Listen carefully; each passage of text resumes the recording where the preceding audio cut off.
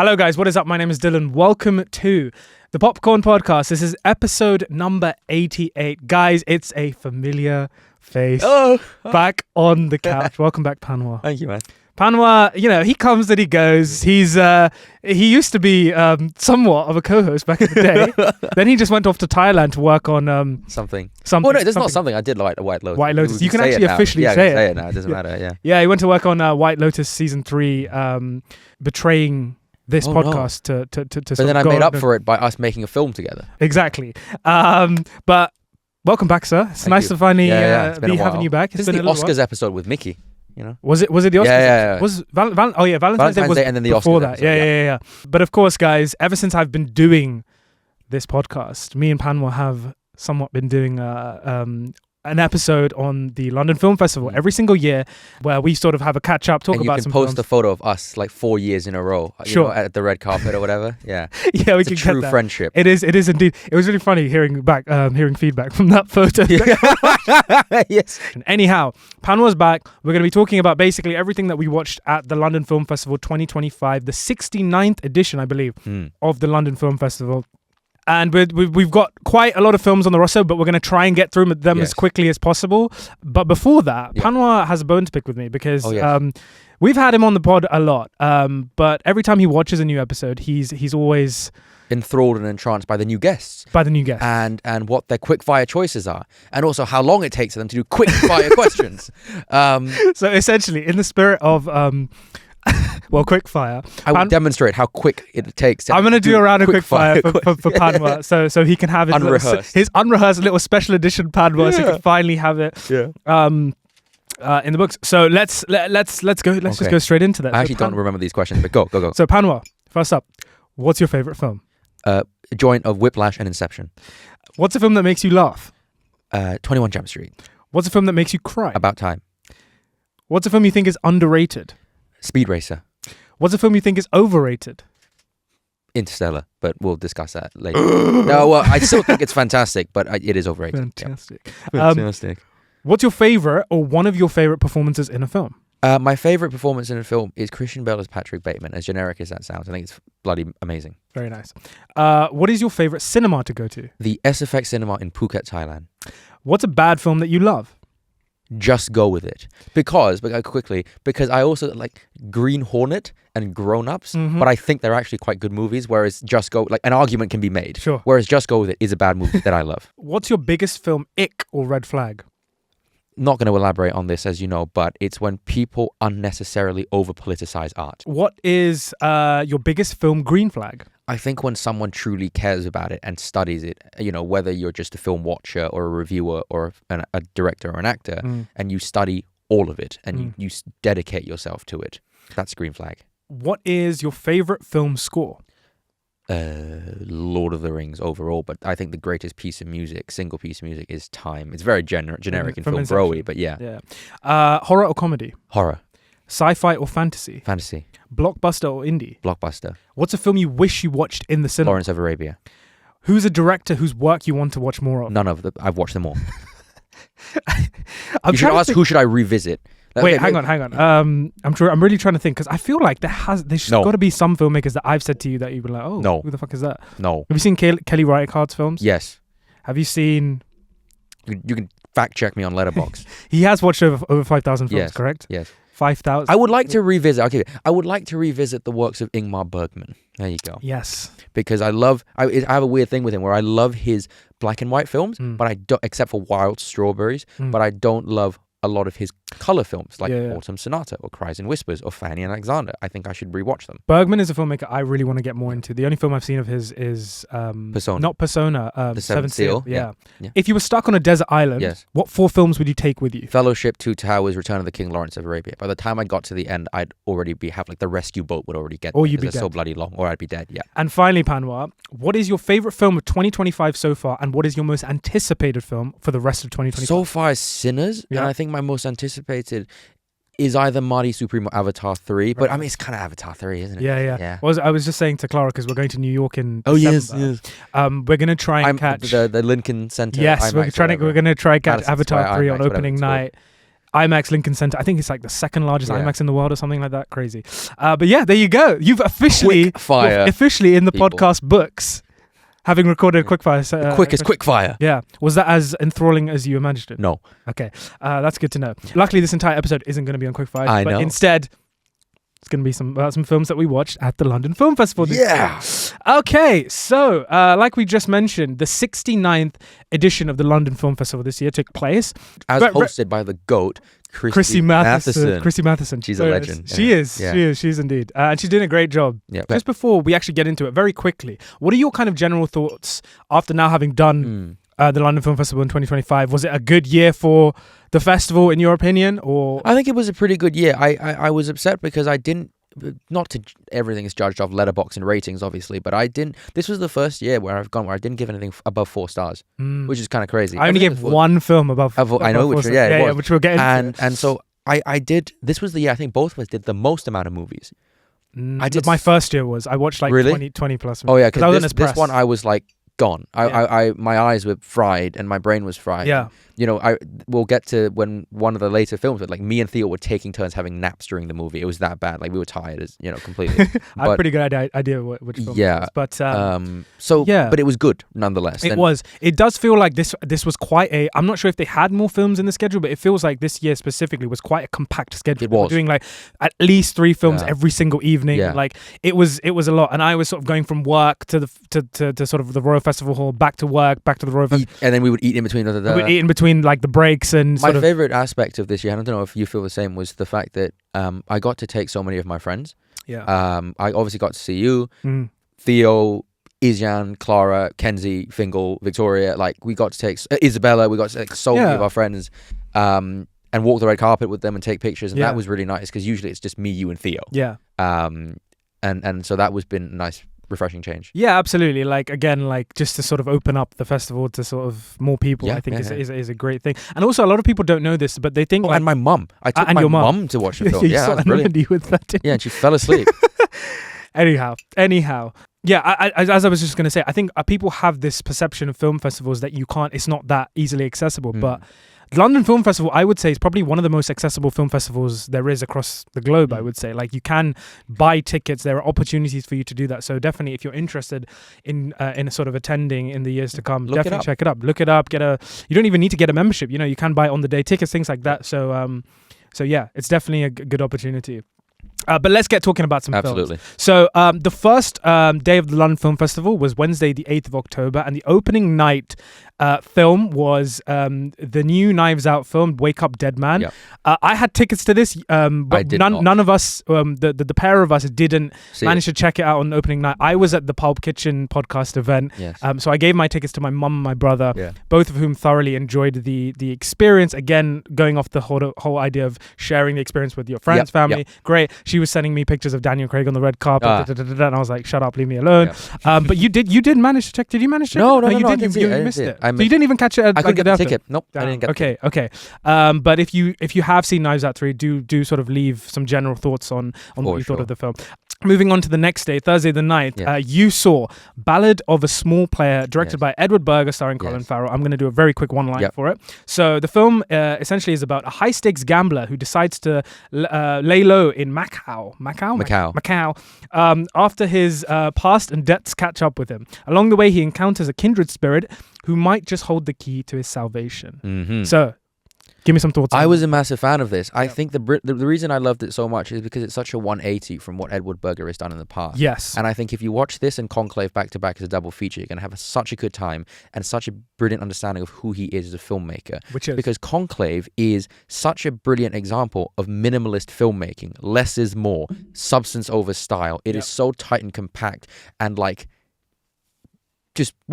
minimal. Yeah. And here it's the opposite. This is the most amount of directing, the most amount of cinematography, the most amount of production design, the most amount of editing, and it's so excessive but brilliantly so, and also it works for the story, and it's maximalist filmmaking, and there's so much going on. And it's so showy, but it does a good job of it. It's not, the execution is just as good as the idea. The story is great, and what I would it's great, but it's not anything you haven't seen before. Sure. The reason it's brilliant is because it's set in Macau as well, and they really, really draw on the cultural aspects of religion and the nationality, the country and all the people who live there, and they infuse that into the narrative to create something that's really new, or a new version of something we've seen before. Yeah. Acting was fantastic. But what me and Isyan said was, I think we like it more than most people, because of our Asian heritage. And so when we see them do certain things, we're like, that actually means, it hits us harder because we actually get what that means. Right. So really, really loved it. And it actually has still stuck with me. Good. So highly recommend when it comes out on Netflix. It comes out very soon in Netflix. If not, it's already out by the time this episode is going live. So looking forward to checking that out. For sure. Up next, on the same night, I did actually manage to join you guys for the surprise film at the London Film Festival this year. Which was not Marty Supreme. Which was not Marty Supreme like everyone was sort of predicting it was going to be. Instead, it was a film called Tuna. Yes. Not to be mistaken by The Fish. But instead... tunes the piano. Yes. This film follows Nicky, a talented piano tuner whose precise ear leads him to safecracking and a reluctant life of crime, just as he might be falling in love. This was unexpectedly pleasant. Yes. Yeah. I feel like it's one of those rare films that you can kind of recommend to anyone. It's a kind of one-size-fits-all sort of film. It is that's a really good way of putting it. There's a little bit of everything for something for everyone. For me, I think it's a perfectly enjoyable film. I don't think it's necessarily one of the very best of the year. I think it does have quite a sharp blend of sort of comedy and crime and emotion. And there's a few sort of tonal shifts that I wasn't a huge fan of. Some overly theatrical moments, some moments of the script that sort of leap off the page a little too much, especially towards the end. Some plot conveniences here and there. But overall, I really enjoyed it. I thought Leo Woodall. Yeah, it was very good. This is my first time seeing him in anything, and I thought he was very, very good. Yeah. Dustin Hoffman also makes a sort of. I was very upset. I thought they really underused Dustin Hoffman, who's one of the, in my opinion, like top 5 greatest actors of all time. Yeah. And I think really the only other thing I would add is I agree with everything. I think it's a very enjoyable film, and it's got a great premise. But but I also would say it's nothing we haven't seen before. Sure. And it's nothing we haven't seen done better by other people, because I think the filmmaking and the way it's crafted, the way the movie is constructed, I think leaves a little bit to be desired, in my opinion. I think it's the simplest way this movie could have been made, the most inoffensive way this movie could have been made, or the most practical and the easiest. And I just thought, for a movie of this concept, you could have really done a little bit more with it creatively. But it's not to take away from the fact that it's a perfectly competent film that a lot of people enjoyed. It is one of the director's name is Daniel Roja, who comes from documentary background. He comes from a documentary background, so I think also and I think you can tell. It's one of his first proper features, and but I look forward to seeing what he does next. I think the script was very good. Up next, you went to see Jay Kelly on the 10th. Oh, yes. So famous movie actor Jay Kelly embarks on a journey of self-discovery, confronting both his past and present, accompanied by his devoted manager, Ron. Yeah, man. Noah Baumbach is back. Yeah. Noah Baumbach. Noah Baumbach. Okay. I'm excited to talk about this movie because I think this might have been my favorite of the festival. Oh, wow. And it was the one that really showed me ultimately what the 69th annual London Film Festival was, in my opinion, almost about, which was, it was a festival in which you had a lot of directors making films that they wouldn't normally make, or kind of stepping out of their comfort zone as directors, because you have Noah Baumbach basically being given the biggest budget ever. And now he's got, Nicholas Britell doing the music. He's got Lena Sangren shooting it. He's got this all-star cast where even the smallest roles, he can afford to cast really good actors who want to work with him. Nicholas Britell and Lena Sangren almost come like a pair now, almost like... really? Yeah, like, what was it? Don't Look Up, the two of them. Oh my God, yeah. And other things, I'm sure. But what was interesting is because Noah Baumbach has always been someone who's taken the mundane and just explored it in an unconventional way. Now he's making a movie about a movie star, which is like the least mundane thing possible, someone who's so far out of reach, and he's directing it in such a whimsical and magical and un-Noah Baumbach kind of way. And I think maybe that's the Emily Mortimer influence in the script, but it's a very heartfelt, it's a very hearty script and a very hearty film, and it's not something you'd expect from his films. Really? Yeah, I always think he's a very hearty filmmaker. He is, but always in a kind of slightly intellectual and sardonic and sarcastic way. Sure. And here, this film feels very emotionally honest, and that's what I loved about it. Yeah. It is cheesy at times, and it is a little bit excessive, and does kind of drag on for a little bit too long in some sections. But when it's great, it's so great. The opening scene is amazing. Right. And then there is a sequence on a train in which George Clooney reminds you why he is one of the great movie stars of our time, and gives one of the great lead performances of the year. I urge you all to watch this film. It has a fantastic ending, and I should say this festival also taught me the importance of having a great opening and a great ending, which we'll talk about in Hamnet. But when I look at J. Kelly and the way it opens specifically and the way it ends, in isolation to the rest of the movie, which is also great. Yeah. That is the only way you open and end a movie like this. You know what I mean? And I think it also might have my favorite line of the year that George Clooney and Jim Broadbent have, but maybe we'll get to that later. And I heard Adam Sandler's getting a lot of Oscar buzz already, and it's one of his best performances as well. For sure. So J. Kelly, highly recommend. Again, looking forward to watching that one. So it drops on Netflix in December. But I think also I should say, as one last thing, if you don't love movies about movies, I don't know if you're going to like this one. Okay, interesting. Yeah. Okay, cool. Up next on Friday the 10th, I went to see, I was at the gala for Bugonia, Yorgos Lanthimos' yes, film. and I didn't get this You didn't get this one, but you have seen it since, right? No. Oh, you haven't seen it? No. What? For some reason, I thought you were going to say. But essentially, Bugonia is the next film after Kinds of Kindness and Poor Things that Yorgos Lanthimos has done, starring Emma Stone once again, and Jesse Plemons. Two conspiracy-obsessed young men kidnap the high-powered CEO of a major company, convinced that she is an alien intent on destroying planet Earth. Premise. Yeah, very excited. One of my most anticipated for the festival for sure. I still don't know what the fuck Bugonia means, but it is certainly a film as bizarre as its kind of name sounds. Possibly sort of after following something like Poor Things and Kinds of Kindness, I would say this is Yorgos Lanthimos' probably most, it feels like his most kind of slimmed down, most linear film in a while for sure, but it is still as bold and kind of as audacious as you would expect from him. It's a lot of his signature sort of sharp black comedy and sort of absurdism, but told through the lens of kind of social isolation and conspiracy. So you follow these two conspiracy theorists who, again, like the sort of summary said, who are convinced that Emma Stone is an alien here to basically destroy the planet. It is very funny at times, but ultimately it is a deeply cynical look on the world. Yorgos Lanthimos is a very kind of sarcastic, cynical filmmaker. I feel like you can instantly tell from his works, the way he shoots his stuff. But I think ultimately the film is kind of about the cycle of violence that humans are sort of unable to escape. There's a lots of kind of references to this, and it's sort of, the theme sort of builds and has this huge sort of climax towards the end without giving anything away, that definitely cements that kind of cynical look on humans that Lanthimos is very confident in sort of showing through his work. Emma Stone is once again fantastic. It is not quite the maximalist performance she gives in Poor Things, but Jesse Plemons is once again demonstrates that he's one of the best actors working today. He's an absolute force here. The entire cast is great. There's a new guy. I can't remember the name of this guy who's sort of Jesse Plemons' sort of friend, the other conspiracy theorist, who's sort of less certain on the conspiracy than Jesse Plemons, who's also great. I think it's his first film as well. It's weird. It's wild. Probably the weirdest and wildest film of the year. But hey, you would expect nothing less from Yorgos. And did you like it? I did like it. I liked it a little more than Clara.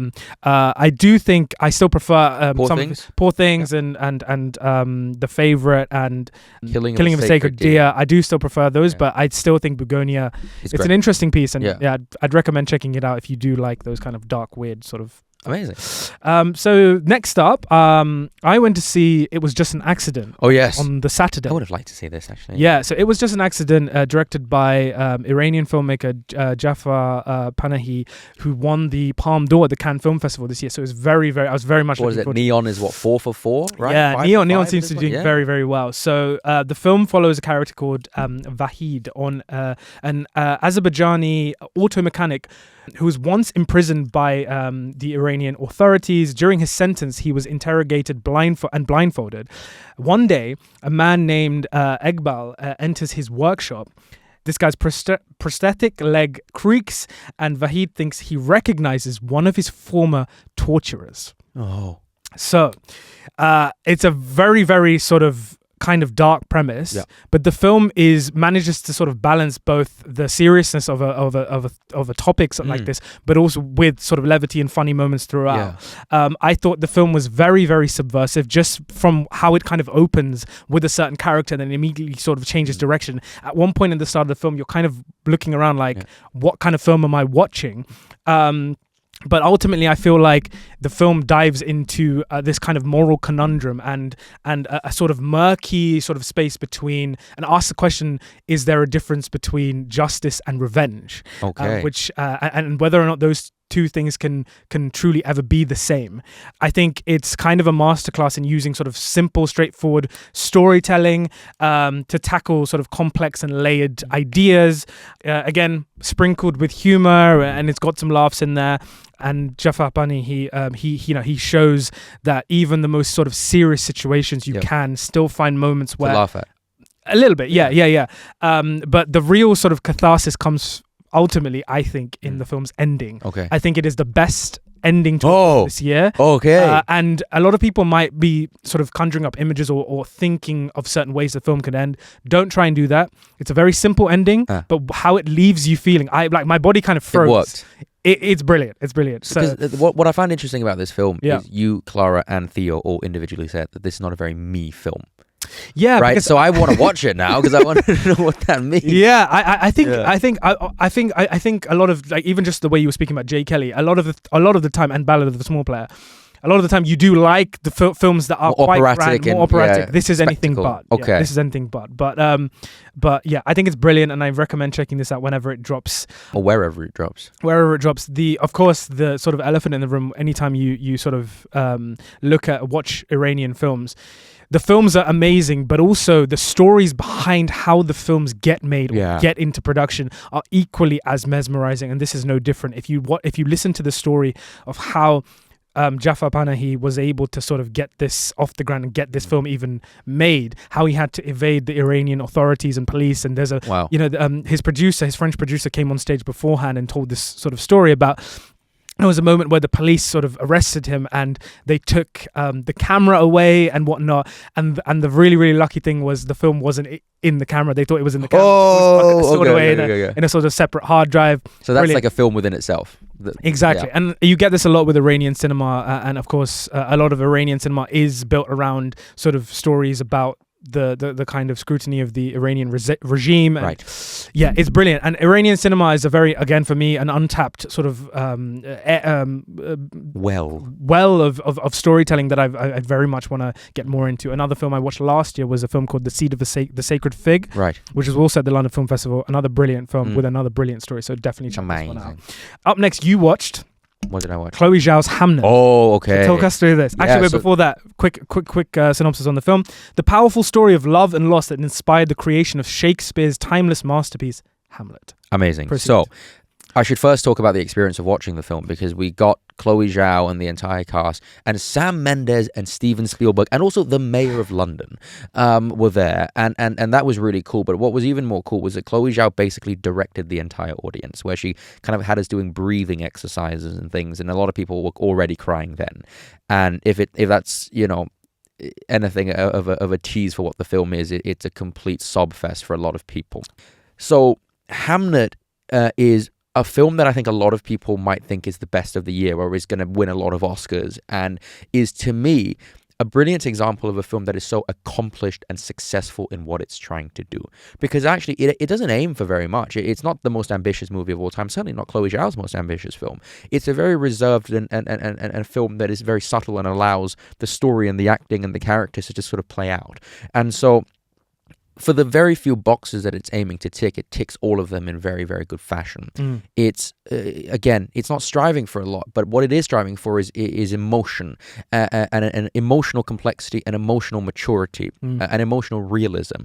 And that is conveyed so beautifully through the performances that Chloe Zhao just allows to happen. You know, she's not over-directing anything here. It's Jessie Buckley, it's Paul Mescal, it's Emily Watson, and it's this young man called Jacoby Jupe, I believe, which is the younger brother What a of name. Noah Jupe, who's in the film. Oh, Noah Jupe, yeah, And yeah. he gives one of the greatest child performances I've ever seen. It's fitting that Spielberg produced it. Yeah. And what I would also say is the opening scene of the movie is outstanding in its simplicity. The ending of the movie is outstanding in its simplicity, because when you make something that is so emotionally earned and mature, you can allow the filmmaking to be a bit simple. What I will say is this. When you get to the end, and I'm not going to spoil it for you, a very specific piece of music is played, and it's a piece of but like it's a piece of music that is used now almost like a little bit too much, and it's kind of become like the Claire de Lune of our generation. Yeah, because of social media. Yeah, people just and it's the piece of music that is associated with making people cry. Yeah. Okay, and so when this piece of music came on, I could hear this like across the entire audience, but like I could just start. We were watching it. When we heard the first notes, we're like, wait, no. And it, you know, and in my head I was like, great, but also like I've heard this a million times. Yeah. But does it work? It works. Absolutely. However, for me, Should we say? Well, they use On the Nature of Daylight, for heaven's sake. By Max Richter. Yeah. Once used in Shutter Island. In everything. And of course, in Last of Us. In bloody Arrival. In everything. Yeah. And the reason I say all of this is if Hamnet is the greatest film ever made, but actually it didn't hit me. Okay. It just didn't. See. I didn't cry. I didn't anything. It's funny because we obviously came to meet you guys afterwards, and Izyan was like sobbing, and I was like, yeah, it's good.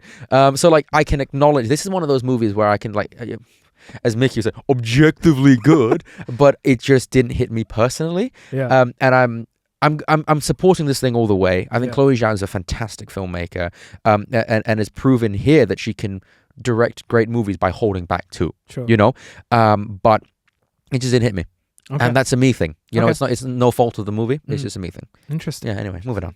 There we go. So that's Hamnet for you. I'm so pissed off that the only time I'll be able to check this out is in January. Yeah, without Steven Spielberg. Ridiculous. Or Sam Mendes. Because or the Mayor of London. Yeah, because after Clara and I went to see It Was Just an Accident, we had a period of time where before the next film we were seeing, which is After the Hunt, where we went off to have dinner. Yeah.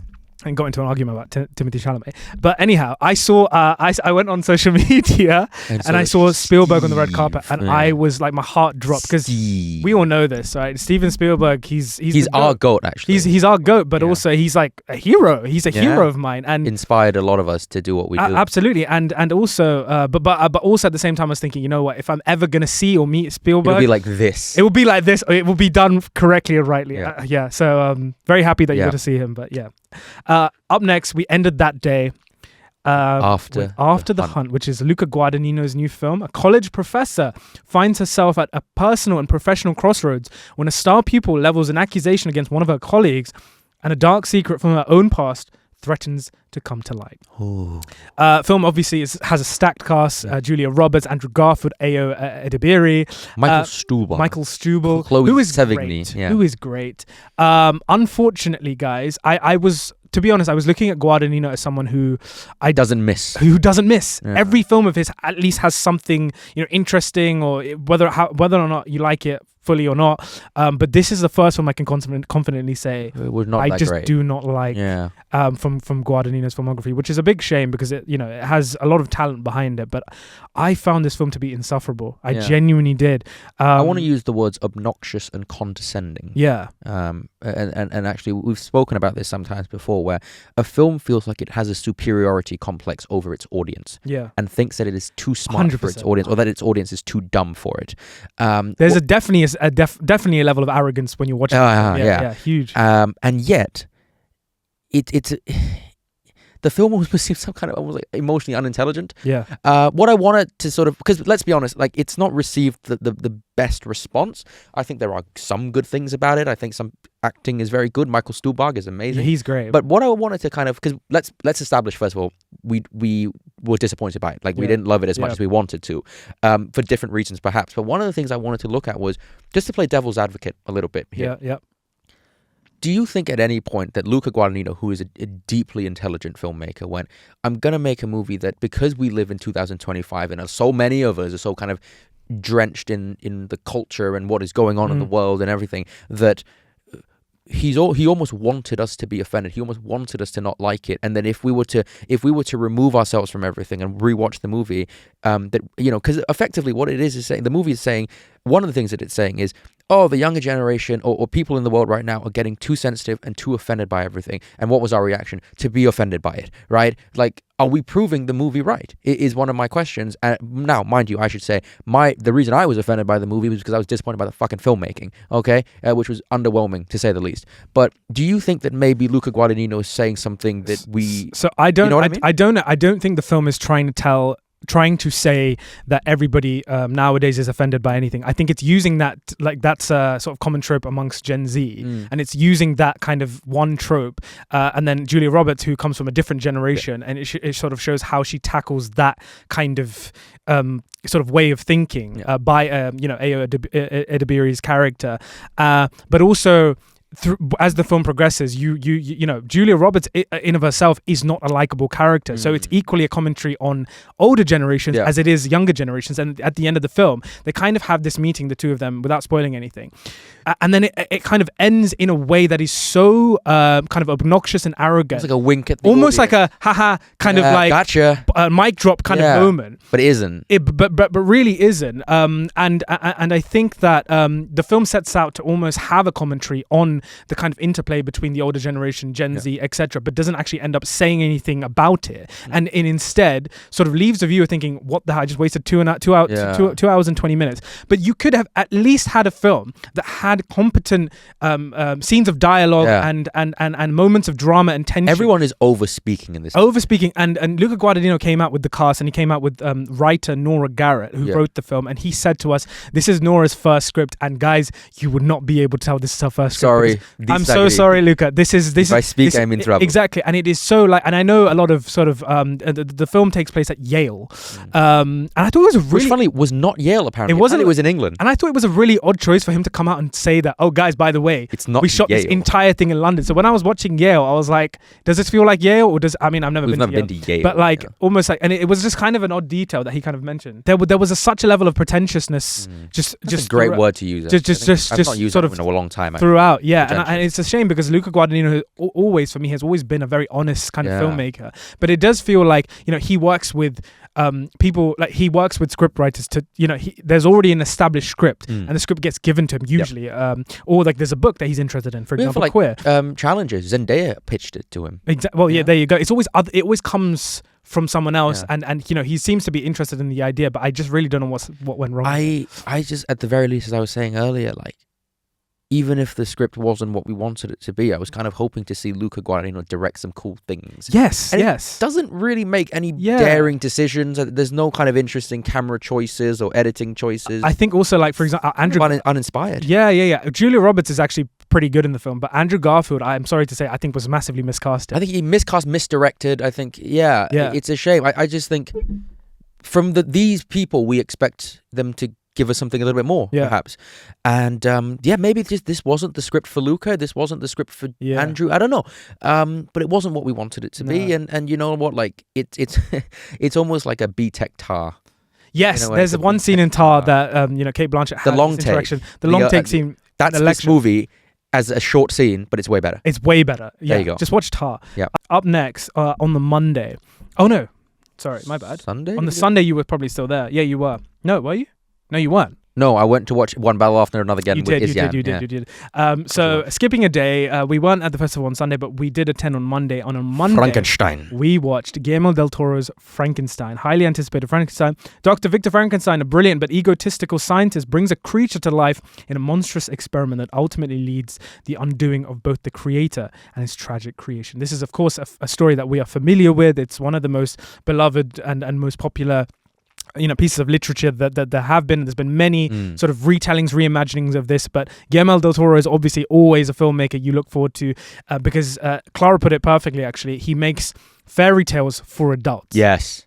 You know, he has definitely this amazing style and attention to detail, particularly with the world building, the costumes, the prosthetics, and creating these really sort of beautiful but darkly beautiful films. Yes. And Frankenstein, I think as well, it fits into that. Is one of those, nicely. yeah. On that, I should actually add about his style and his approach is that I was saying to Dylan and Clara after we watched the film, which I think after Wes Anderson, I think Guillermo Del Toro is the second most recognizable director in terms of his visual style and his aesthetic. It's so distinct, and as I was saying, like he doesn't love symmetry. He avoids close-ups. He's a director who loves moving the camera in a very specific way. He loves the craft. He's avoids ultra wides and ultra close-ups. He loves directing in mediums. I don't know why, but that's his thing. And I think as it was said, like this is one of his dream projects, and it's been in development for so long. And at one point, Doug Jones would have been the monster, and then obviously Andrew Garfield, and then recast as Jacob Elordi, who is outstanding, brilliant, by the way, and actually one of my favorite performances of the year. I think he should be nominated for an Oscar for this. He won't, but I think the brilliance of it is in a way, like if you wanted to introduce someone to Guillermo del Toro, you could almost show him this film because it's such an amalgamation of all of his other works. It has a bit of Nightmare Alley and a bit of Shape of Water and a bit of Crimson Peak and a bit of Pacific Rim and a bit of Hellboy, as you said. Hellboy 2: The Golden Army. Yeah. Such a great film. And really, to me, a reminder of how amazing he is as a director and how lucky we are to have someone like him, not only who makes brilliant films, but loves the audience, loves stories. Absolutely. Loves storytelling. Loves Yeah. He came out, of course, with the cast sort of before the film to introduce the film. And my goodness, like, the lineup. Just sort of the lineup. You see Guillermo Del Toro, one of the greatest living filmmakers. You see people like Charles Dance, and David Bradley, and Christoph Waltz and Mia Goth, and Oscar Isaac and Jacob Elordi. Speaking of Jacob Elordi, one time, very quickly. Oh, yes. I did come out. I did come out of the screening. I went instantly to Panwa, and I was like, because obviously there's this whole Discord online about who should be the Batman in James Gunn's DCU, and I looked, and Jacob Elordi was someone I never even considered to play Bruce Wayne. We saw him, black tie and we saw him live. The guy, people often say Jacob Elordi's tall, but fuck me, he's like he's very tall. Saw him sort of wearing the black overcoat, black kind of what Robert Pattinson wore in the funeral for the Batman. For the Batman. And I was like, I can see Bruce Wayne in that. Yes. I can really. So now, me and Dylan are both Jacob Elordi for Batman. We need. I mean, I've still got other options, but I think I can see it now. I can see it much more. Just after seeing him in the flesh. But yeah, to sort of go off what you were saying about his performance, brilliant. Just absolutely brilliant. The prosthetics of the character as well, how it's told, is both monstrous but also deeply humanizing as well, which is in the entire point of his sort of arc. The film is sort of told in two separate halves, non-linearly, but it sounds confusing, but it's not. The first half, it sort of takes place from the perspective of Oscar Isaac's Frankenstein, and the second half is from Jacob Elordi's The Creature, and they sort of it's everything you want a Frankenstein story to be. I will say, I don't think I was necessarily super challenged, or I don't think it reinvented the story in any particular way, but more so, I think he just wanted to be as faithful as possible. Absolutely, it's his dream thing. Exactly. And I wanted to say that. But I completely had a mind blank. Doesn't matter. Move on. We'll get back to it. It was one of my favorite. Oh no, sorry. Got it. Go on. That I wanted to ask you a question. Sure. Which was, to me, this was putting this on Monday, like halfway through the festival, was so important because this was like the only like movie, as Harry Styles says, like. This is the only one with like big visual effects and fight scenes and cool colors and big music, and Alexander Desplat was there, I think. And it was much needed because I was like, serious movie. Oh, thank God. So you had like almost like a breath. Yeah, like I got like an actual movie. Fine. So I loved it. And was that important for you as well? Yeah, I think so. I didn't really look at it like that, but like now that you mention it, I do think, again, with these film festivals, the placement of the films are so important. Like for example, a really baffling decision was to put a film like After the Hunt, which hadn't been received massively well in the previous festivals, but to put it as the last film on a Saturday night. And I think that just sort of really dulled the experience even more. But yes, to sort of answer your question, I do think it was a great choice to have it on a Monday, sort of the second week, and just seeing all of that, and that entire experience was great. I think the film has been received quite mixed as well. Well, it shouldn't be. But there you go. I don't think it's quite as good as sort of Pan's Labyrinth or Pan's Labyrinth or even Pinocchio, for example, which I think are his best works. But still really, really good, I thought, in my opinion. Tuesday. We went to see Is This Thing On? And then I did one after, but yeah. And then you did one after, which we'll get to. Is this thing on with Fingal and Theo? Yeah. So we went to see Bradley Cooper's new film, Is This Thing On? And Yeah. We'll get into it very shortly. So as their marriage quietly unravels, Alex faces middle age and an impending divorce, seeking new purpose in the New York comedy scene, while Tess confronts the sacrifices she made for the family, forcing them to navigate co-parenting, identity, and whether love can take a new form. Okay. First things first, after reading that, the film isn't quite nearly as serious as the sort of description would make it out to be. I'll start this one off if you don't mind. I think for quite a few years now, when people sort of ask me who's a filmmaker I think is overrated, unfortunately for me, Bradley Cooper's name has sort of come up quite a lot.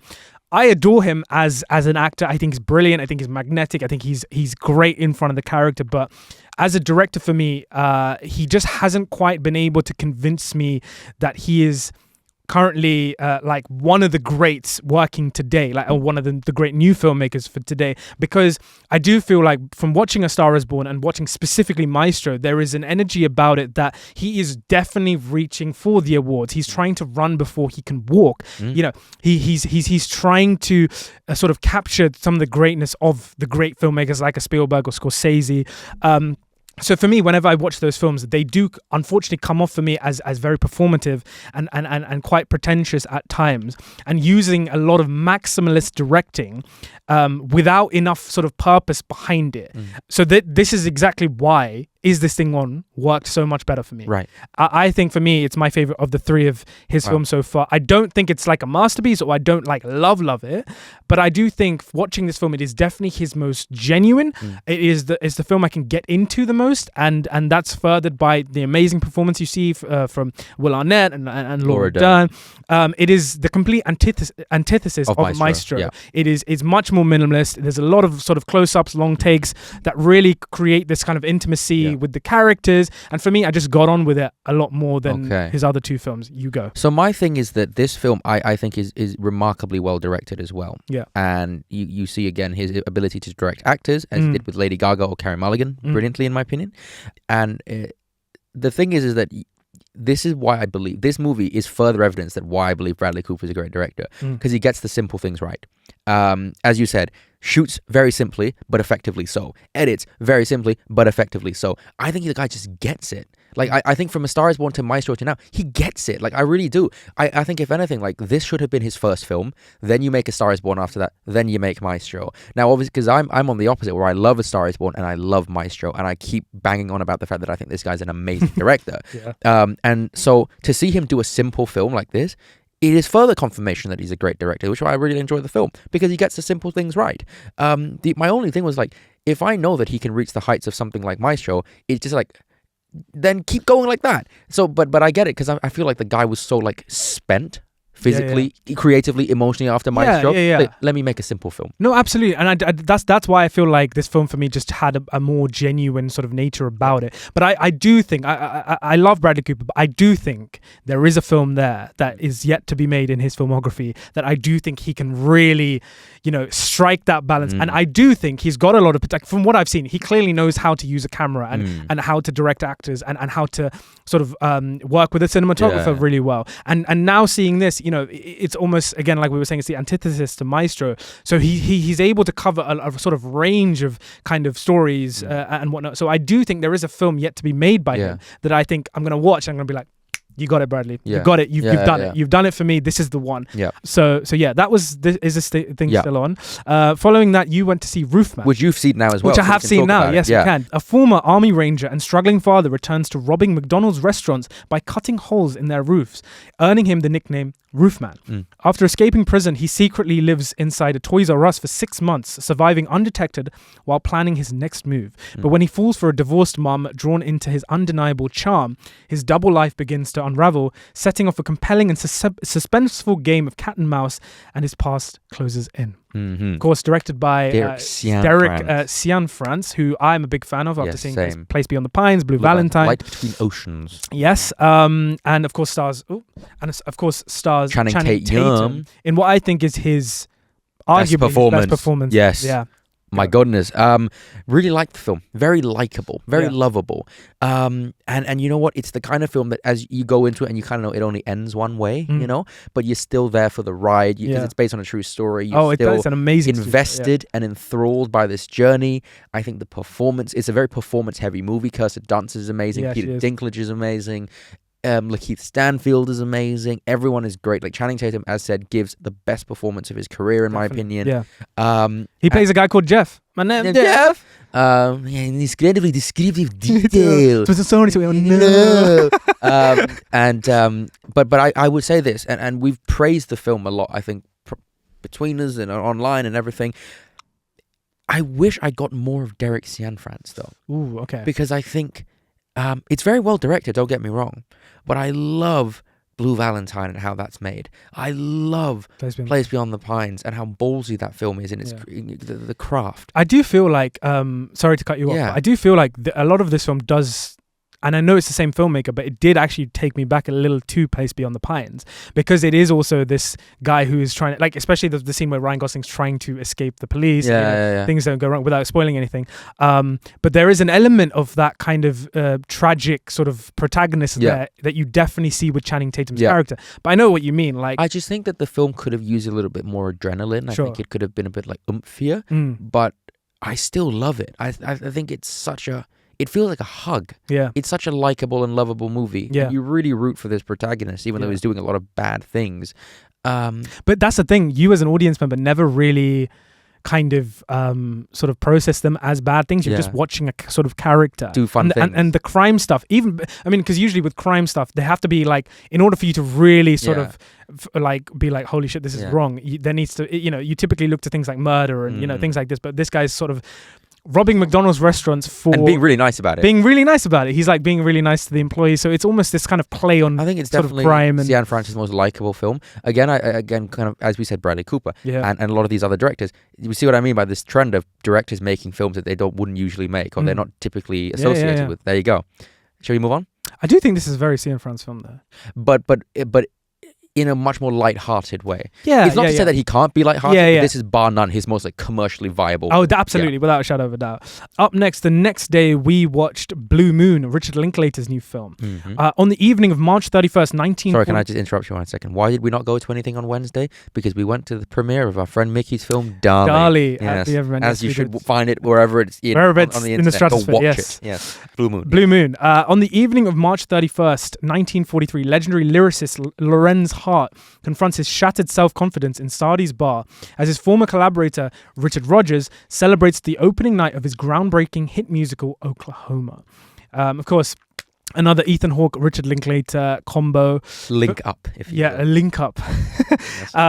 For me, everything those two collaborate on sort of amazing. It becomes gold. Like it's brilliant, and this is another example of this, Blue Moon. But you kind of have to know what you're going in for because this is just like wall-to-wall dialogue, right? Absolutely, and they do wall-to-wall. That's what they do. That's what they do. That's what they are. It's an hour and a half or a little over an hour and a half of you know, sort of one location for the most part, one location, and you follow this character, and through the hour and a half, you really learn more about who this individual is as a person, deeply through his interactions with others, with Margaret Qualley's character, Bobby who plays Cannavale, Andrew Scott, and like slowly but surely they one by one reveal another layer of the character of him, and what you're kind of left with is a sort of delightful but quite tragic and dark sort of film, a portrait of a man who is, for me, the way I kind of described it in my Letterboxd review was, this is a man who's desperate to find love in a world where love doesn't want to find him. I think like that is thank you. I came out of it, and I mean, Clara was crying. Oh wow! And like, it was. I felt like this. I mean, this one I haven't really been able to really kind of with Ebony. We did. Ebony came along as well. It's a very kind of emotionally not hard hitting, but soft hitting, emotionally soft. But it marinates. It lingers. Exactly. Linklater. Yeah. It leaves a strong aftertaste. It feels a very kind of melancholic sort of aftertaste. Ethan Hawke, I hope, will be nominated. I really hope he does. Win for all I care. I think this might be.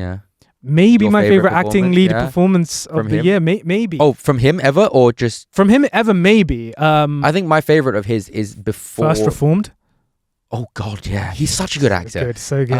I think maybe Before Sunset. Sunset is my favorite of his. Yeah. Because I think Before Sunrise, Julie Delpy's like I prefer her in that one. Sure, and then Before Sunset for Ethan. Doesn't matter. But it's brilliant. It's great. If you want to cry, yeah, this one's a good Blue one for Moon. it. Up next, you watched on the Friday the 17th, Rental Family. My biggest surprise of the festival, directed by Hikari, and you're going to read. Yes, an American actor in Tokyo struggles to find purpose until he lands an unusual gig, working for a Japanese rental family agency, playing stand-in roles for strangers. As he immerses himself in his client's world, he begins to form genuine bonds that blur the lines between performance and reality. Mm-hmm. I haven't seen this film, so you... Please proceed. It's so good. Okay. It's so good. Brendan Fraser, right, gives one of my favorite performances of his, maybe one of my favorites of the year. Again, I should first say, super well directed. They use, like Ballad of a Small Player, this is a story about a white guy in an Asian country. And in both cases, they're very respectful. They want to be a part of that culture. They want to respect that culture. They go in and they embrace it, and they want to, how do I say this? Well, they want to make themselves feel like one of them, like part of the culture, and assimilate, right? And I love that.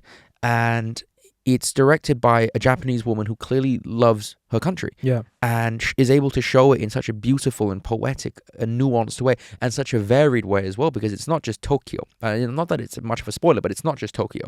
And they go into the countryside, and you get to see all this visual diversity that Japan has to offer, and the emotional diversity that Japan has to offer, because he's interacting with kids who give amazing performances, and older people who give amazing performances. Like this film, the acting is so on point.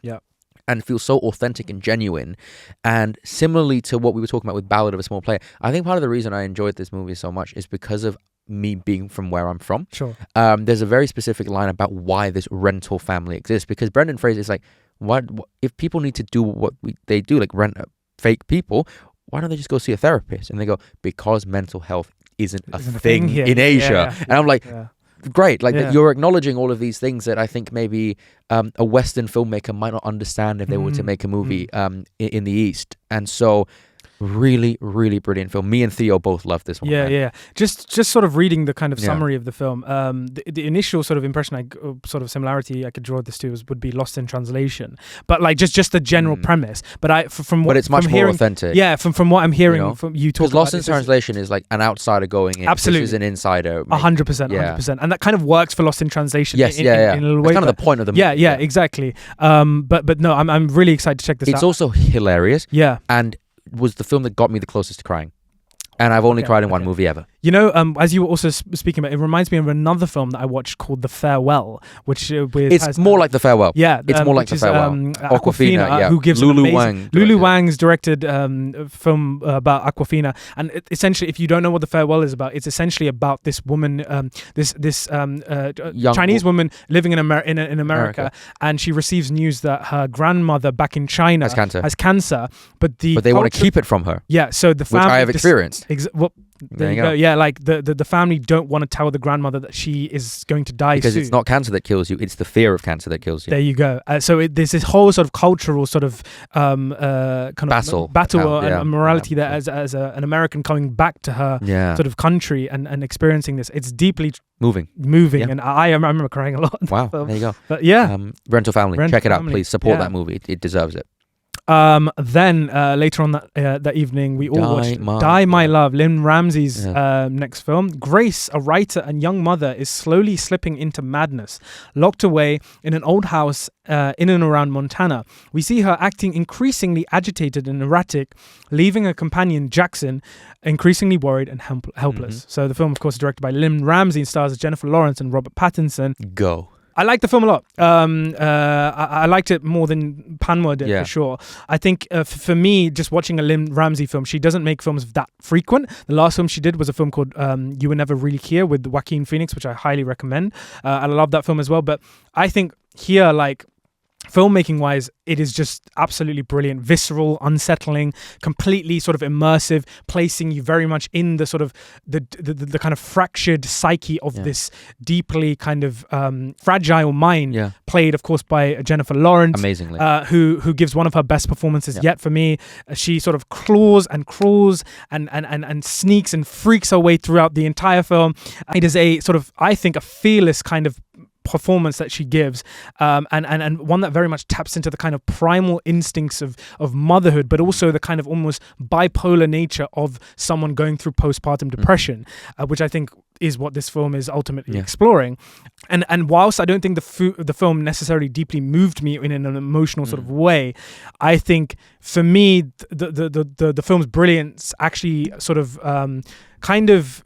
is sort of how it reframes disturbing moments, but sort of shows you that through the perspective of someone who is as disturbed as this. So when you see a kind of really kind of crazy or sort of really disturbing moment, the frequency of these moments throughout the film almost renders those moments as a whole mundane, which is exactly how the character is experiencing them. So almost like as an audience member watching this, it's a kind of play on perspectives, and I thought that was deeply like massively affected me, like just on a sort of crazy level. As a whole, I think it's a solid film. I think there's a lot of people who aren't going to love this film, but I think it's again a fun, very sort of raw and unashamed sort of. There's no holding back here. It's crazy. It's very unsubtle. Very unsettling, but in a good way. For sure. And it's a deeply frightening experience for sure. But yourself, you had. I just copy and paste what you said, but I didn't feel anything. There you go. The filmmaking was amazing. Seamus McGarvey shot the movie, and I really like him. And I think some of those nighttime scenes were like day for night. Beautiful. Yeah, they were great. Beautiful. And I also love Sissy Spacek in the movie. Yes, she's so great. Seeing her walk around with a gun and stuff, because obviously one of her first roles was Badlands when she was a young little girl. With, was it Martin Sheen? Martin Sheen, Terrence Malick, first film. And seeing her like in a similarly kind of environment was like, as a much older woman now, is kind of like full circle. Anyway, every time I see Sissy Spacek, though, I can't get out of my head Carrie, of course. Yeah. Of course, she's walking outside in these like sort of white kind of gowns, and Carrie is like similar. Really good. Anyway, and Rob Pattinson's great too. Rob Pattinson's great as well. On later on that night, you saw Christy. Oh my God, I did! I did. Yes, I did. Christy Martin never imagined life beyond her small town roots in West Virginia. Almost hell. Until she discovered a knack for punching people. Fueled by grit, raw determination, and an unshakable desire to win, she charges into the world of boxing under the guidance of her trainer and manager turned husband, Jim. But while Christy flaunts a fiery persona in the ring, her toughest battles unfold outside it, confronting family, identity, and a relationship that... Well, I've stopped writing the synopsis at that point. Oh, and a relationship that... could be the death of her. Could be the cause of her downfall. There you go. So this film, directed by David Michaud, who did The King and The Rover, Love The a King. bunch of other things, and saw Sydney Sweeney and Christy Matheson introduce a movie called Christy, and she made a joke about it, which was great. So this movie, a lot of controversy going in because of Sydney Sweeney, and people don't like her, and blah blah blah. First of all, we should say she's great in the movie. Everyone's great in the movie. Ben Foster, great in the movie. The first two-thirds of the film is the most generic sort of rags to riches boxing based on a true story, success story you've ever watched. Yeah. The first 2.5 hours of the 2 hours of the movie, 1 hour and 45 minutes, it runs on autopilot. Okay? It's not remarkable. It's fine. It's good. The last half an hour of this movie is genuinely shattering.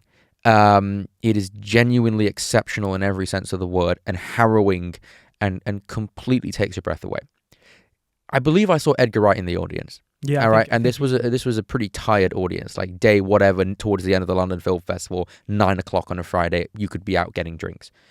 Everyone was clapping, screaming, gasping, cheering, every reaction under the sun. And it was real, and it was raw, and it was earned. Sydney Sweeney and Ben Foster are exceptional in that last 30 minutes. And this film features actors playing truly, unequivocally despicable individuals who get under your skin and are disgusting. And I had to remind myself that I was watching something based on a true story. Because when you watch it, you will be in disbelief of what happens. And I'm not going to give it away. And you are going to be beating yourself up for the fact that you don't know this story. And this story isn't widely known. Okay. It is unbelievable what happens. And a feat of true heroism from the real Christy. And if I saw her, I would shake her hand and give her a hug and tell her that she's a hero. Wow. Okay. I'll leave it at that. Okay. Watch Christy just for the last half hour alone. Yeah, I look forward to seeing it. Yeah. I look forward to seeing it. The next day, I wasn't at the festival. You were. You watched The Secret Agent. Yes, I did. With Theo and Isabella. Yes. This is a Brazilian film, which is their submission this year for the Brazilian Oscars. Yeah. In 1977, how do you say this? Recife? Sure. Recife. Marcelo, a technology expert in his early 40s, returns in the midst of Carnival to reunite with his son and plot a dangerous escape under the ever-watchful eyes of Brazil's repressive military regime. The film is broken up into 3 acts, and I say this because me and Theo had experienced what we would like to call festival fatigue. Theo, I believe, was asleep for the entirety of the first act, and then I had to brief him. Then I was asleep for the second act, and then I was awake, and he was asleep for the third act. You guys are like an old married couple. I know. And Isabella was like somewhere else. I don't know where she was. But point being, she was awake. She was awake. And the movie is actually quite good, or the bits of the movie that I got to watch was really good. The opening scene is amazing. It's very Hitchcockian. I think the movie actually draws from a lot of Hitchcock and Sidney Lumet. It's a very stylish movie. The music's great. The editing's great. It looks fantastic. Wagner Moore is fantastic too. It makes a couple of really interesting decisions creatively that I think might take a little bit of getting used to. Sure. It's fine. It's good. But it's long.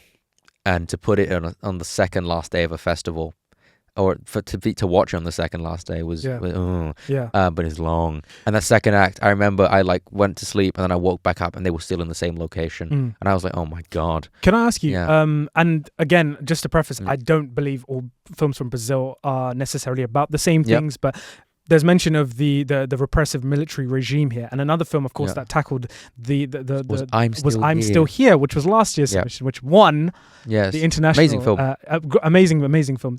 Was there a lot of similarities you could see between the two films? No, stylistically so different. Okay, because this movie doesn't take itself as seriously. This movie is kind of what you expect a movie about it's set in Brazil to be. You know, it's very vibrant. It's very energetic. It's fun as well.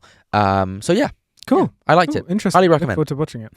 So on the Sunday the 19th, this was the last day of the London Film Festival, and Clara and I went to this screening of 8 different animated short films in the morning, and we got to see sort of a kind of variety of different animated shorts are produced. Of course, Clara is a animator herself. We're working on her first animated short film, so this was quite very sort of informative. A lot of kids in the audience. It was an NFT1. Some of the filmmakers and directors from these short films came up on stage and spoke a little bit about the film. Sort of a wide range of animation, from sort of stop motion to sort of 2D hand drawn to 3D to, it's all in there. A great experience. Definitely recommend checking out next year if you're sort of around, sort of get that kind of the variety of films. Really enjoyed it. Really enjoyed it. That night you watched Anemone with my mum. It was the first time she had been in a cinema since COVID. I think the last movie she watched was Knives Out. Yeah. And she was so excited, and she fell asleep for the entire thing. Yeah. Anemone. So Anemone. This is a film that explores the complex and profound ties that exist between brothers, fathers, and sons. Really? And it's of course directed by Roman Day-Lewis and stars his daddy, Daniel Day-Lewis, and Sean Bean. And Samantha Morton and others. Yeah, talk to me about Anemone. Look, it's Daniel Day-Lewis, but he's the greatest of all time. Yeah. But would you want to see Lionel Messi play for Stockport? Could he win? When Daniel Day-Lewis, I'm just gonna say like this. Look, I get what Ronan is trying to do, okay? Because I would do the same thing too. It's the greatest power move of all time. You're 26 years old. You have Plan B, Brad Pitt, Jeremy Kleiner, and Dee Dee Gardner producing your film, starring the greatest actor who ever lived as your dad. It's a power move. It's the greatest power move you have to. You would be a fool not to. Yeah. It's just you can kind of tell that this is someone who, and I understand this because I had the same philosophy making my first film, which was that you're an idiot who doesn't know how to make movies, and you're just throwing every good idea you possibly have at this, hoping that it sticks. And then when it doesn't, you can just have your dad, 3-time Academy Award winner Daniel Day-Lewis, stand there and aura farm or drop the greatest monologue ever, and it kind of saves the movie. But the rest of the movie is like a complete mess. Right. But it's a likable mess, and it's the kind of mess that I understand because I did the same thing. It's just my dad does printing and publishing. He's not Daniel Day-Lewis, so I couldn't have him in the movie. But so when Ronan Day-Lewis is pulling this kind of shit, I get it completely. I just know that a lot of people will be completely pissed off by it because I don't want to use the word nepo baby, man, but it's like, and it's a great father-son experience as well to be able to direct your dad and for a dad to be able to direct by his son. But it was a little bit arrogant and insufferable and ignorant, but I get it because I did the same thing as my first film. Sure. You know, and I was 18 and he's 26. Like, come on. I mean, I haven't seen the film. I'm still interested to watch the film. I do, at the very least. Oh, please do. Yeah, it's do you very at the very least think that there are any interesting ideas explored in the film? Do you think there's anything? Okay, why? No. Well, I think on that note, if there's one good thing to come away from Anemone from is the fact that Daniel Day-Lewis is somewhat and back. You know what? I think Ronan Day-Lewis has a great eye. I think he has he creates interesting shots and compositions, and he has a good eye. Yeah, he does have a good eye. Cool. And I think they shot, I could be wrong, but fact check me on this, but they shot in North Wales, I think in Newborough Beach, in what's the furthest, not Aberystwyth, for God's sake, I went there. I shot a bit of a film I made there as well, and it's like one of the few beaches in England that goes directly from a forest to a beach. Right. Okay. Anglesey. Sure. And great locations. He has a great eye, is the point. So it's not like I'm saying he's a shit filmmaker. It's his first time, and he's young, and he's throwing all of these ideas, and not all of them stick. But that's kind of the point. It's a learning curve. Right. Yeah. And he has Daniel Day-Lewis, so who cares? It's just a learning curve. He's gonna make another 20 movies actor of all time. Yeah. Anyway, it doesn't matter. Sure. Well, that was second last film we watched. The last film, well, myself and Clara watched on the Sunday. We saved the best for last, in my opinion. But you watched this earlier in the week. Was, of course, Park Chan-wook's No Other Choice. After being laid off and humiliated by a ruthless job market, a veteran paper mill manager descends into violence in a desperate bid to reclaim his dignity. Mm-hmm. Like I just said, guys, I think personally, we saved this film sort of best for last. This was my favorite film of the London Film Festival. I think Park Chan-wook returns with an absolute sort of firecracker of a film here. This was truly marvelous. Lee Byung-hun is arguably my favorite South Korean actor. But for the most part, Storm Shadow. For the most part, he's sort of, you kind of know him as these kind of... He's a cool guy. He's a cool guy for playing roles that essentially aura farming characters. Yep. Whether that be Storm Shadow in G.I. He's in Red 2. Red 2 he's in. He's the sort of the front man in Squid Game. And of course, I Saw the Devil. I Saw the Devil, which one of the most underrated movies. Brilliant film. Such so good. But here he plays a role he plays a role that is typically not associated with the rest of his sort of acting filmography, and he's really able to flex his acting chops. Good. For me, this might be my favorite performance of the year. Yeah. Wow. I genuinely loved it. Oh my God. You really don't know, you really wouldn't expect it with him, but his like physical comedy is so good. Yeah. He's so great. Like, he's not someone who's just sort of reading lines in a funny way, but also he's leaping and jumping and crawling and sort of trying to be secretive. Yeah. And he's got such a range of and the actress who plays his wife is outstanding. Is brilliant as well. He's so good. So acting wise, this film it ticks all the boxes and more. Yep. I think for me, just seeing Lee Byung-hun, it was really kind of sort of surprising to know that this is the same actor that I've been watching. Storm Shadow. Exactly. Yeah. But yeah, what did you think of the film as a whole? I want to get into something very quickly in a bit. But yeah. I think the one drawback for me was I didn't really relate, or I wasn't on the journey as much as I should have been or could have been. Yeah. Emotionally speaking, I wasn't that invested, but I still understood everything. And I was blown the fuck away by Park Chan-wook's filmmaking. I told Dylan this earlier. I think that if someone were to ask me what's the best directed film this year, it's this. Oh, or if I were to give an example of what good directing is, it's this. It's taking a piece of material and elevating it with every single department, right? It's remarkably edited.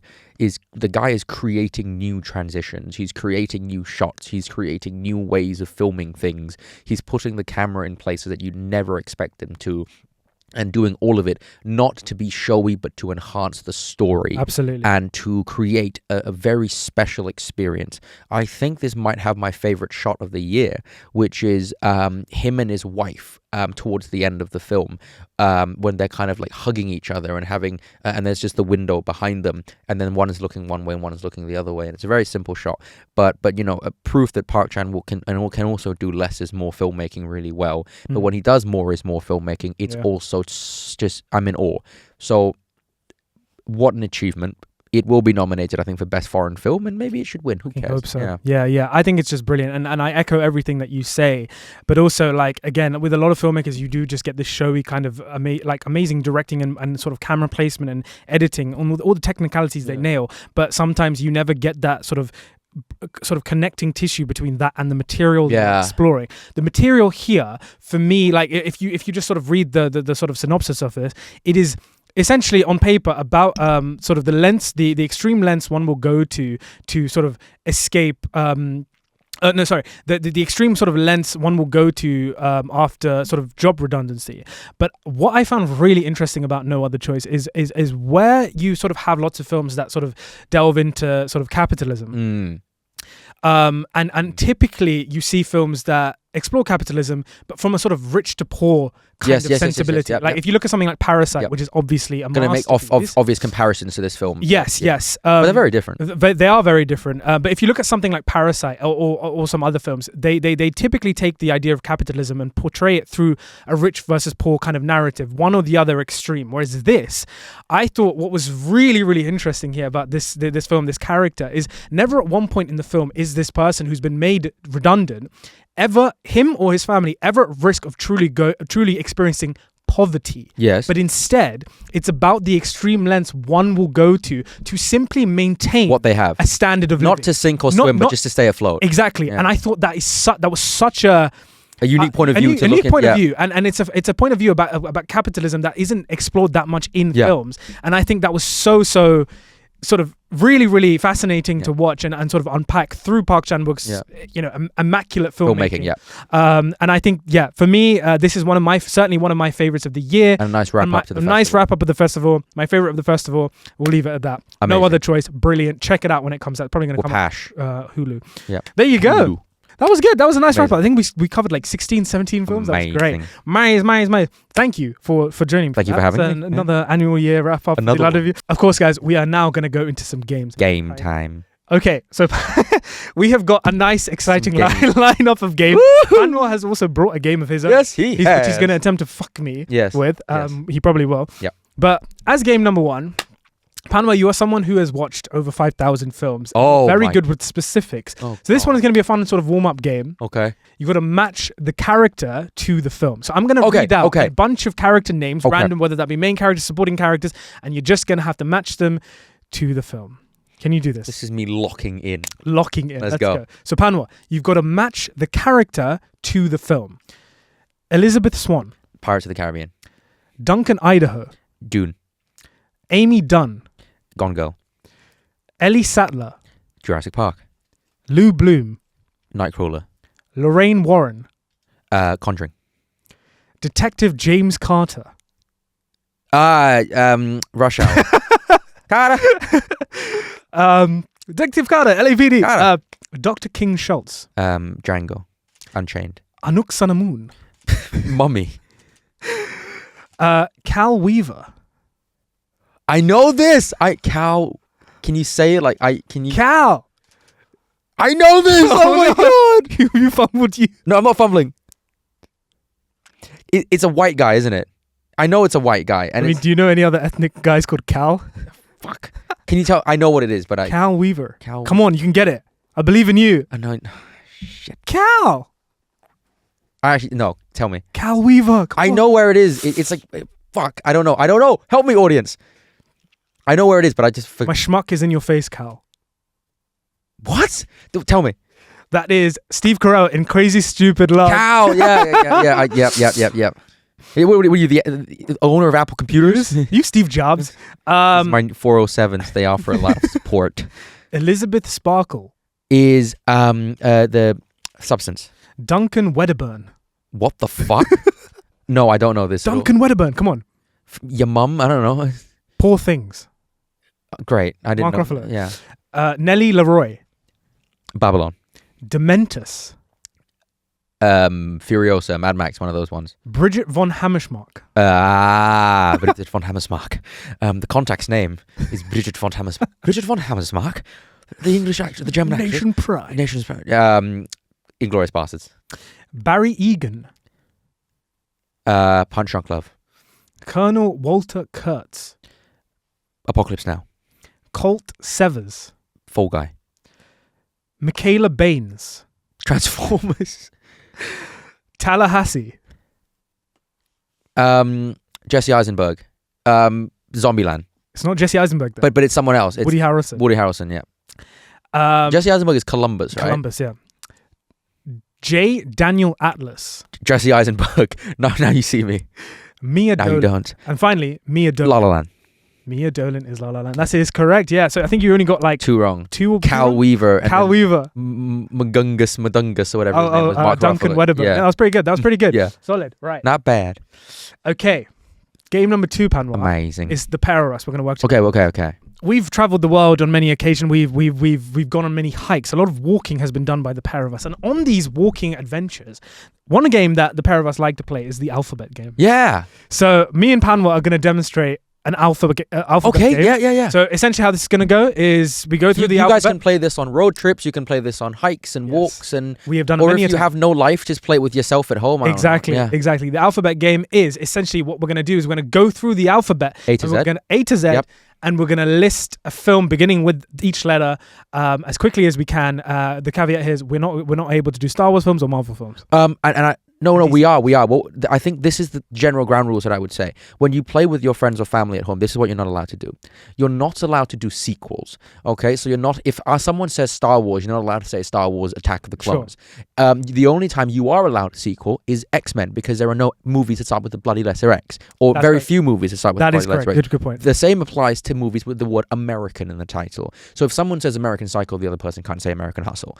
We are only going to do one run through. Yes, yeah. And then also. The is like the Wolf of Wall Street is W. A Quiet Place is Q. Okay, so no the or a. But I do think that we can. But it's your game. Play how you want it. Yeah. So this is the alphabet game. The alphabet game film edition. Mm-hmm. So do you want to go first? American Pie. Borat. Catwoman. Dr. Strangelove. E is.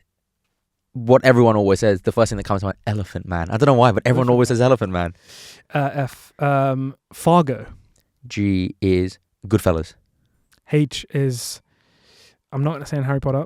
Hellboy 2, The Golden Army. I, Robot. Jack and Jill. Kill Bill. La La Land. Monsters, Inc. No Time to Die. Operation Finale. It's a movie. It's a real movie. It is. Pinocchio. Quiet Place. What's after Q? Raiders of the Lost Ark. Spider-Man. Tangled. You. Underdog. It's a good film. Yeah. Underrated film. V. Venom. Sorry, I just did it for you. Videodrome. Okay. What's after V? W. Wolf of Wall Street. Yeah. X. No, not X Machina. X2. X. Go and give it to you. X2. X-Men United. Y is. You were never really here. Great. And Z. Zathura. I was going to say Zathura. Very nice. There you go. Alphabet game. There you go. We've demonstrated. We demonstrated. Now you guys can all play it with your friends. Yes. Fantastic. If you have friends. Game number 3 is a game that myself and Panwa have collaborated on. Oh, God. It is called Which director?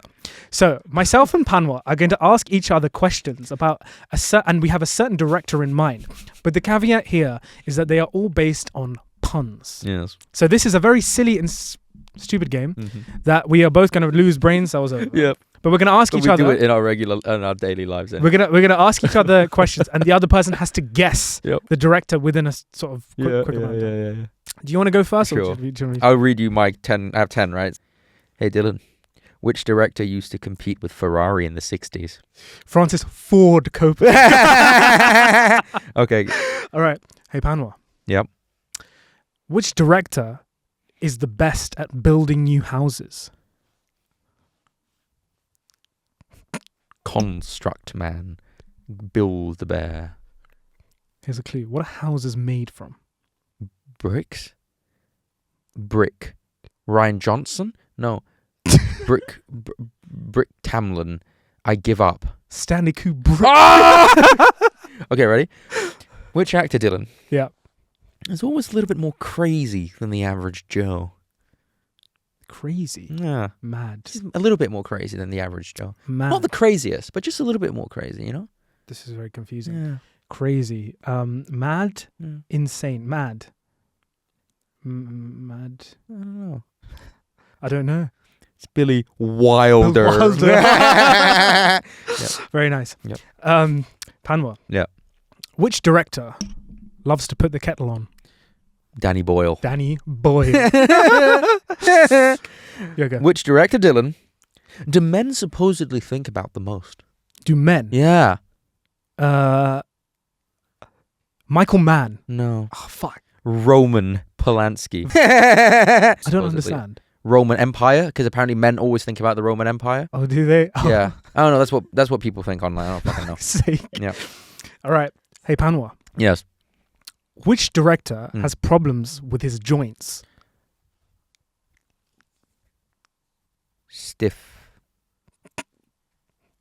Stifler. No. Do you want me to tell you? Yeah. Denis Villeneuve. What the fuck? Oh my god. Okay. Dylan. Yep. Compose yourself. I will. Which director has the most amount of water in their possession? Water. Yep. Water in their possession. Yeah. Just have so much water, so much access to water, you know? Drain, pipe, drain. Gosh, I don't know. Orson Welles. Hey, Panwa. Yeah. Which director loves to shoot in the dark? Night Shyamalan. Who's the most masculine director, Dylan? Michael Mann. Yes, he is. Okay, fucking. That was great. Hey, Panwa. Yes. Which director has the worst hygiene?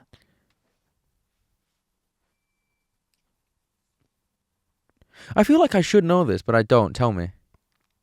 It's David Finch. Oh my god. Dylan. Panwa. Who is the most masculine director, right? Who's also really into shiny things. Oh, man. Who's directed Man? Apart from Michael Mann. Okay, I concede.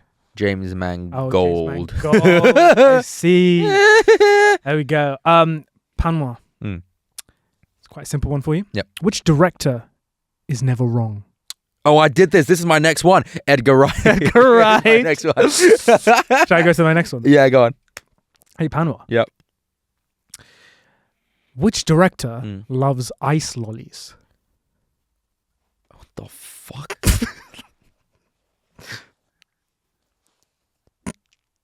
Do you want to take it? Yeah, go on. It's Terrence Malick. For fuck's sake. Right. Okay, here we go. Ready? Which director can't stand up straight? Oh, David Lean. Okay. All right. Yep. Panwa. Which director Yep. is always high? Terry Gilliam? Well, I mean, he probably is always high. I don't know. know. Joseph Kosinski. That's Bong Joon. Oh, of course. I gave you that one. Okay, remember. Okay, which director, Dylan? Yeah. Is the best when it comes to deconstructing fruits?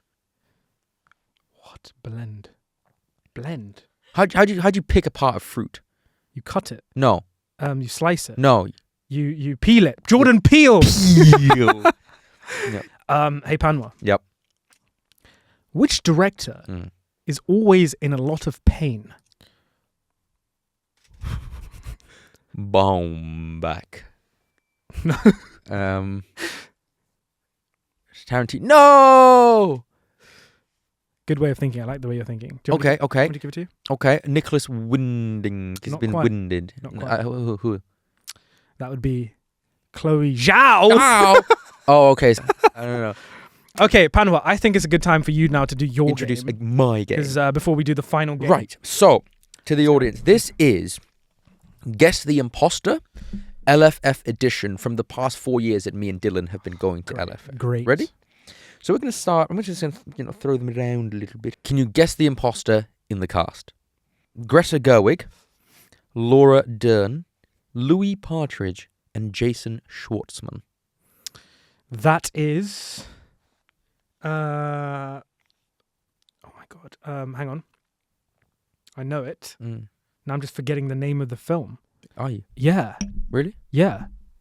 Oh my God. Just give me a sec. But who's the? It's Noah Baumbach's film. Really? Say it again. Greta Gerwig, Laura Dern, Louis Partridge, and Jason Schwartzman. Is it not the fucking hell? What the fuck? White Noise? Yeah. No. Is it not White Noise? Laura Dern. Yep. Greta Gerwig, Louis Partridge, and Jason Schwartzman. In the cast. Well, no, you have to guess the imposter as well, mate. This is the cast. Yeah. Oh, fuck me. I'm doing it all wrong. Louis Partridge, Jason Schwartzman. Laura Dern and Greta Gerwig. Oh my God. Let's see. I don't think you've seen. You've not seen this film. That's the clue. Oh, well, you didn't see this film. Have I never seen it? Yeah.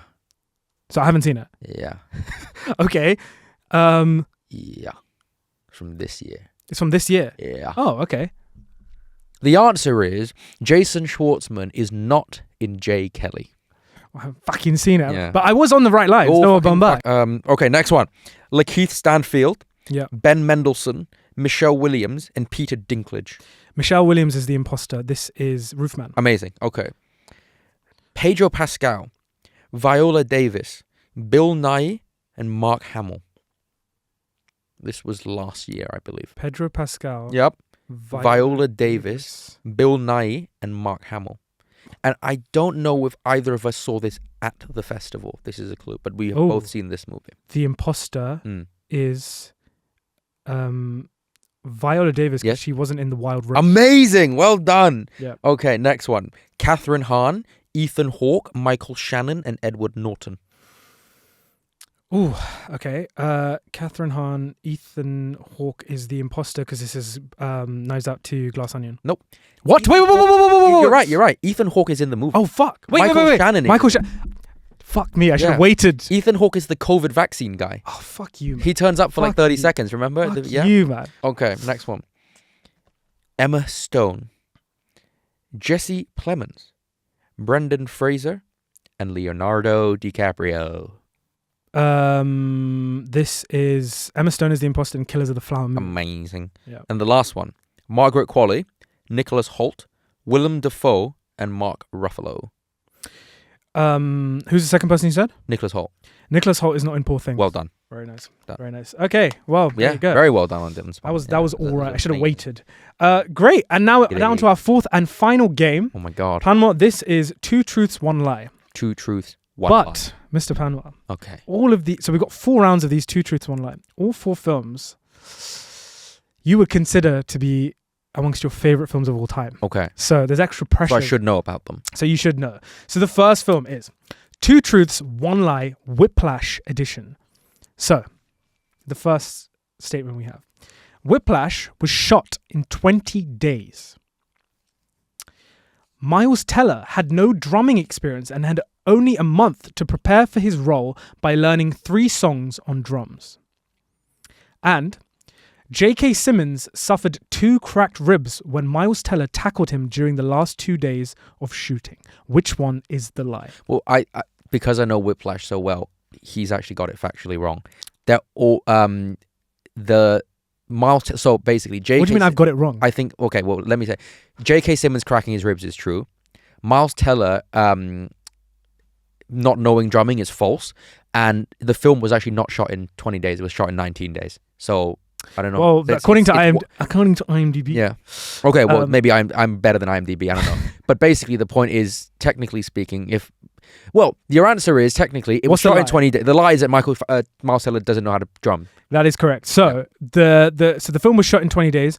So what I've got here is, and nearly a full day was dedicated to a scene in Fletcher's office that was cut from the final movie. Yep. Still, Damien Chazelle believes the scene ultimately helped Miles Teller and J.K. Simmons develop their chemistry. So what happens was, everything you see in the film is within probably 19 days. But that's one day. Is the 20th day. Is the 20th day, which still technically is. Because I read the script, by the way, just on Whiplash. There's actually a whole bunch about Fletcher at his house. Yeah. And apparently they cut that all out because they wanted Fletcher to be more of like an arbitrary idea of a character, and you never see how he grows up or lives or whatever.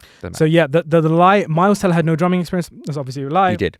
Although Miles Teller has been drumming since he was 15 years old, he took additional lessons 4 hours a day, 3 days a week to prepare for the movie. Amazing. I actually inserted Miles Teller's name into that lie. It was actually Austin Stowell, who plays Ryan. What? Yeah, Austin Stowell, who plays Ryan, Yep. who had no drumming experience and had only Connolly, who only had a month to prepare for his role by learning 3 songs and songs on drums.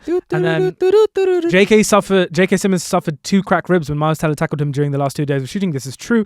Simmons managed to continue working despite his injury. What a great guy. Yeah. Up next, we've got 2 Truths, 1 Lie, American Psycho edition. God.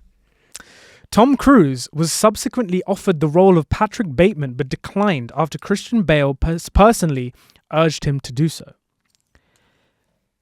The single biggest cost of the film was purchasing the rights to the various songs used throughout.